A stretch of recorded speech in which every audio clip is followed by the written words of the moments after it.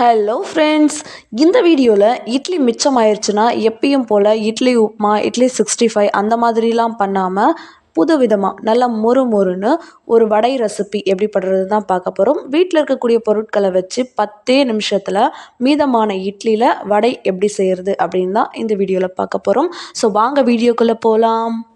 இந்த வடை பண்ணுறதுக்கு நான் காலையில் மிச்சமான ஒரு 5 இட்லி எடுத்திருக்கேன். நீங்கள் எத்தனை இட்லி வேணாலும் உங்களுடைய தேவைக்கு ஏற்ற மாதிரி எடுத்துக்கோங்க. இப்போ இந்த இட்லியை நம்ம இட்லி உப்புமாவுக்கு எப்படி உதிர்த்து போடுவோமோ அந்த மாதிரி இந்த இட்லியை நல்லா பூ மாதிரி கொஞ்சம் கூட எங்கேயுமே கட்டிகள் இல்லாமல் நல்லா பூ மாதிரி பலன்னு இதை நல்லா உதிர்த்து விட்டுக்கலாம்.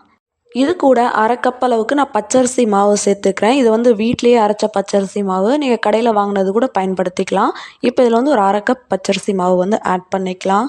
இது கூட ஒரு 2 மீடியம் சைஸ் வெங்காயத்தை நல்லா பொடியாக கட் பண்ணிவிட்டு ஆட் பண்ணிக்கலாம். இது கூட ஒரு துண்டு இஞ்சியை நல்லா தோல் நீக்கிட்டு பொடியாக கட் பண்ணிவிட்டு ஆட் பண்ணிக்கலாம். இது கூட ஒரு 2 பச்சை மிளகாவை கட் பண்ணிவிட்டு ஆட் பண்ணிக்கலாம்.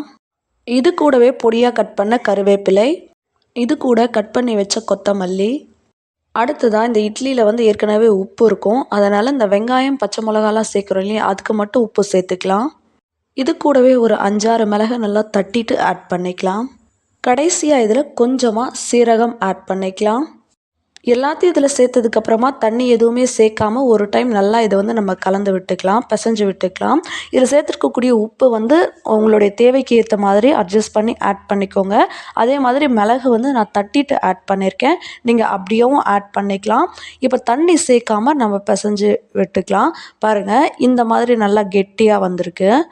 இது நல்லா இந்த மாதிரி பிசைஞ்சதுக்கப்புறமா இதில் கொஞ்சம் கொஞ்சமாக தண்ணி சேர்த்து நம்ம இந்த வடை மாவு பதத்துக்கு நம்ம பிசைஞ்சு எடுத்துக்கலாம்.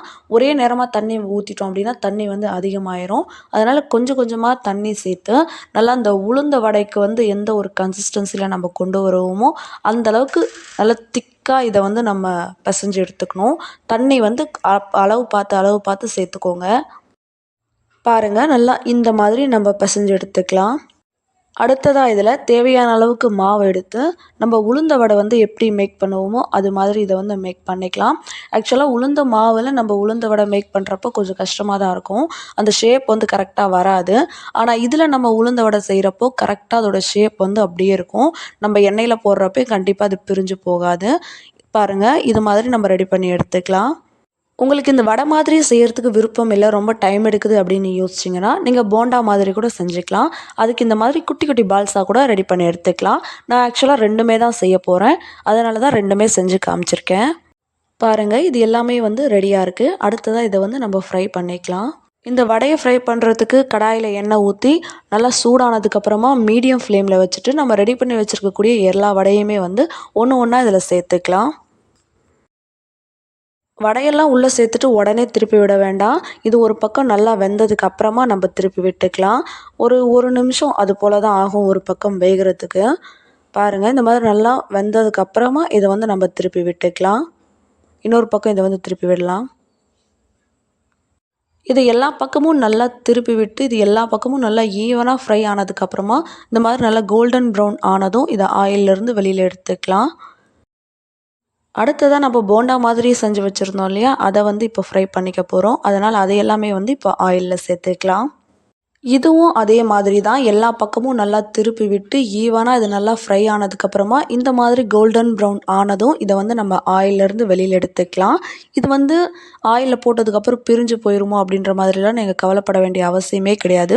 இது கண்டிப்பாக பிரிஞ்சு போகாது. அதே நேரத்தில் நம்ம அரிசி மாவு சேர்த்து செஞ்சுருக்கிறதுனால நல்லா கிறிஸ்பியாக இருக்கும். போண்டாவும் வடையும் ஒரே மாதிரி தான் இருக்கும். நீங்கள் வேணால் செஞ்சு பாருங்கள். உள்ளே நல்லா சாஃப்டாக இருக்கும், வெளியில் நல்லா கிறிஸ்பியாக இருக்கும். அவ்வளோதாங்க, மிச்சமான இட்லியில் செஞ்ச வடை போண்டா 2மே ரெடி ஆகிடுச்சு. இது வெளியில் நல்லா கிறிஸ்பியாகவும் உள்ளே நல்லா சாஃப்டாகவும் இருக்கும். செஞ்சு பார்த்துட்டு உங்களுடைய ஃபீட்பேக் சொல்லுங்கள். நெக்ஸ்ட் ஒரு வீடியோவில் பார்க்கலாம். பாய்.